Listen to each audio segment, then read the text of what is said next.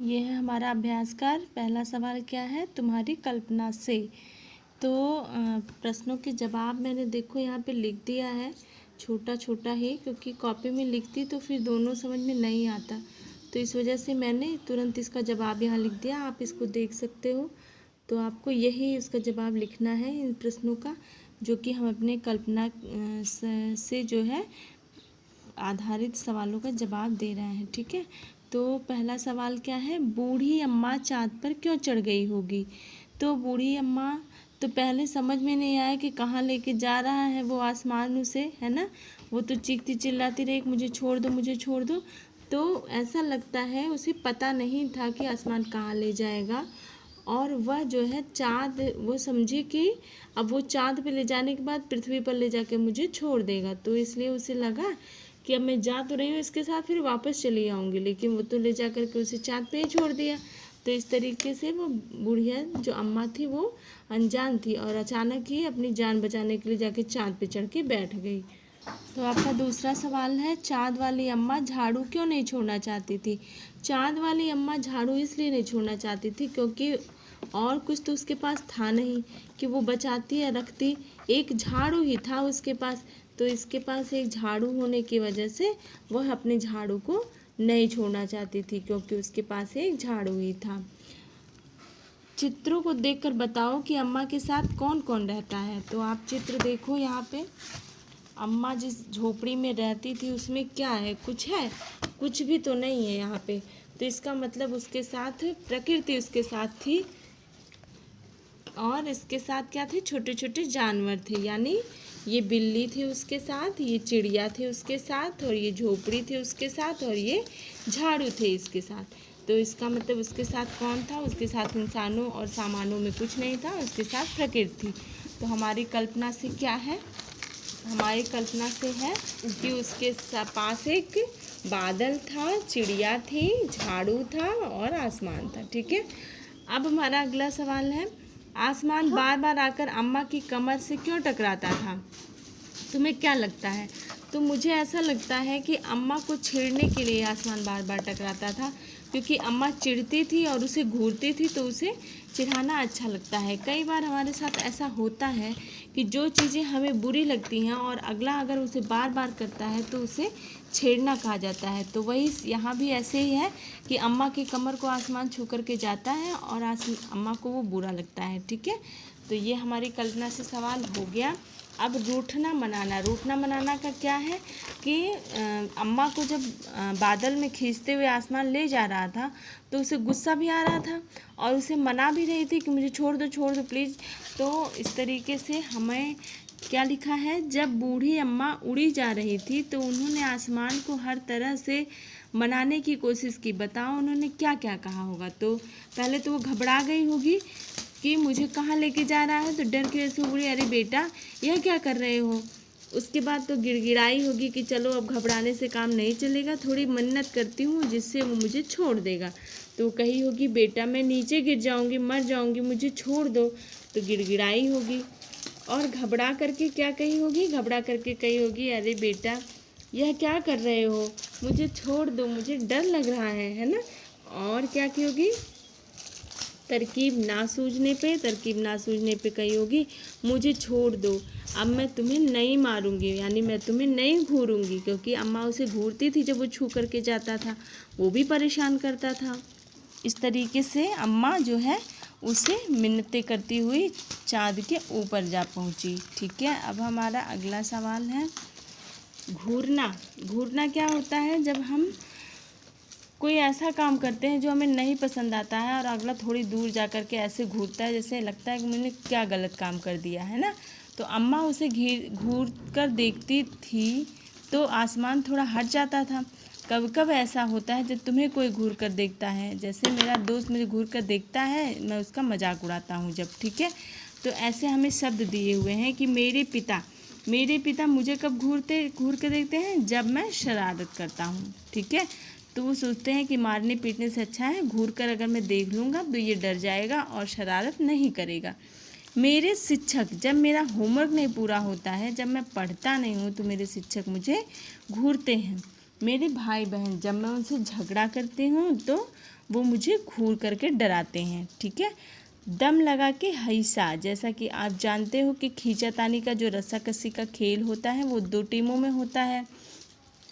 एक इधर खींचते हैं, एक इधर खींचते हैं, एक इधर खींचते हैं। तो ये ऐसे ऐसे होता है ना, तो इसे ही रस्साकसी का खेल कहा जाता है। तो ये 2 टीमों में होती है। तो आपको ऐसे खेलों के नाम बताने हैं जो कि 2 टीमों में हो। तो आपने खो खो कभी खेला है? खो खो में भी टीम वाइज होते हैं, 2 टीम होती है, एक बैठती है और एक दौड़ती है। कबड्डी खेला आपने? एक इस साइड में रहते हैं, एक उस साइड में रहते हैं। शतरंज में भी 2 टीम होती है, एक सफ़ेद वाले, एक ब्लैक वाले। क्रिकेट में भी 2 टीम होते हैं, एक विजेता और एक हारने वाला। तो ऐसे ही 2 टीमों का हमने इन खेलों में ज़रूरत होती है। साफ़ सफाई, घर की सफाई करने के लिए किन किन चीज़ों का इस्तेमाल करते हो? तो घर की सफाई करने के लिए हम झाड़ू, पोछा, पानी, इन सब चीज़ों का इस्तेमाल करते हैं। किन किन मौके पे तुम्हारे घर का सारा सामान हटाकर खूब ज़ोर शोर से सफाई होती है? जब हमारे घर में कोई त्यौहार होता है या विवाह होता है या कोई अलग फंक्शन होता है तो हमें सब सामानों को हटा करके सफाई करनी होती है। अच्छा, हम ऐसा क्यों करते हैं? हम इसलिए करते हैं क्योंकि ये त्यौहार एक बार होता है ना, और हमें जो है अपने घर को साफ़ सुथरा रखना चाहिए। ये मौके ख़ास क्यों हैं? ये मौके इसलिए ख़ास हैं क्योंकि ये साल में एक बार आते हैं और इसमें हमारे कई रिश्तेदार, कई ऐसे जानने वाले लोग एकत्रित होते हैं जो कि कभी नहीं आते हैं, कभी कभी आते हैं, है ना। तो इसलिए ये मौके ख़ास होते हैं। सफाई के काम से जुड़े हुए शब्द सोचो और लिखो। जैसे झाड़ना, तो पोंछना यानी पोछा लगाना, पोंछना। रगड़ना यानी घिस करके साफ करना। धोना यानी पानी से धुलना। चमकाना यानी चमकदार बनाना। ठीक है।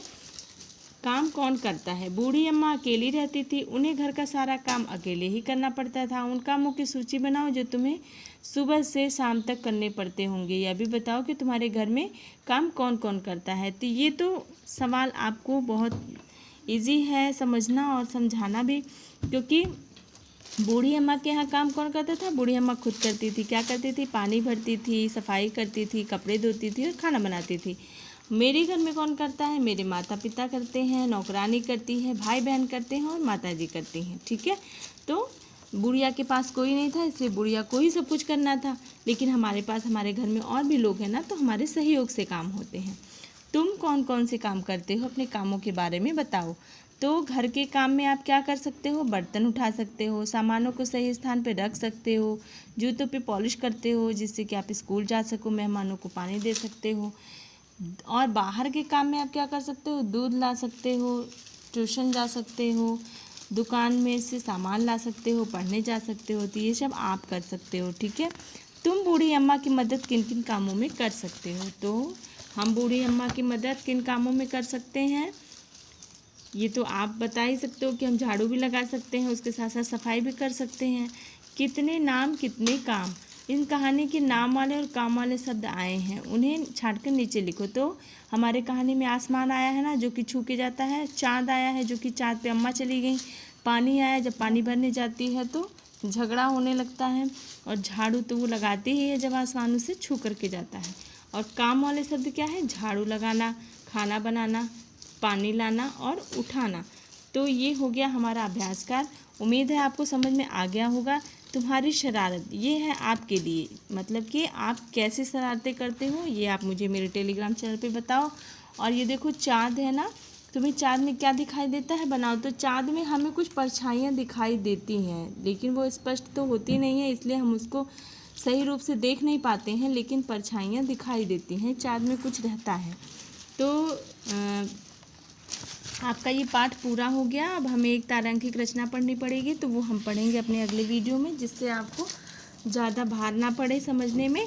तो उम्मीद है आपको वीडियो अच्छी लगी होगी। तो प्लीज़ वीडियो को लाइक करिए, चैनल को सब्सक्राइब करिए। वीडियो देखने के लिए बहुत बहुत आभार। मिलते हैं अपने अगले नए पाठ के साथ। ठीक है, बाय बाय।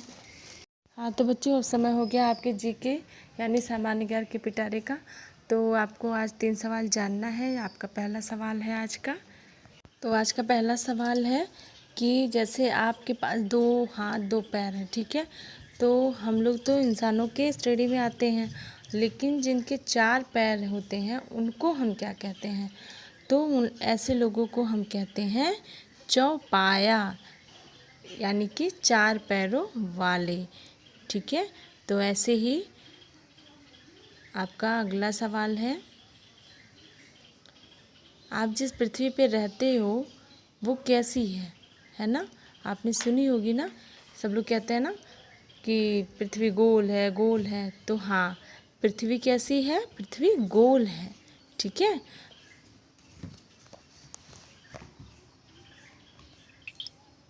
तो बच्चों आज का आपका तीसरा सवाल है, इंद्रधनुष जो कि बारिश के सीजन में दिखाई देता है ना, तो उसमें कितने कलर होते हैं? इंद्रधनुष में कितने कलर होते हैं? इंद्रधनुष में 7 कलर होते हैं, तो जिसे बिबगौर भी कहा जाता है। तो इन शब्दों के माध्यम से आपको पता चल जाएगा कि किस रो वाइज से कलरों का कॉम्बिनेशन होता है, यानी किस तरीके से कलर दिखते हैं। तो ये रहा आपका छोटा सा जीके का कुछ सवाल, जिससे मुझे उम्मीद है कि आपको कुछ नया मिला होगा। तो बच्चों वीडियो देखने के लिए आपको बहुत बहुत धन्यवाद, और वीडियो पे बने रहने के लिए बहुत बहुत आभार। मिलते हैं अपने अगले पार्ट में एक नए चैप्टर के साथ, तब तक के लिए बाय बाय।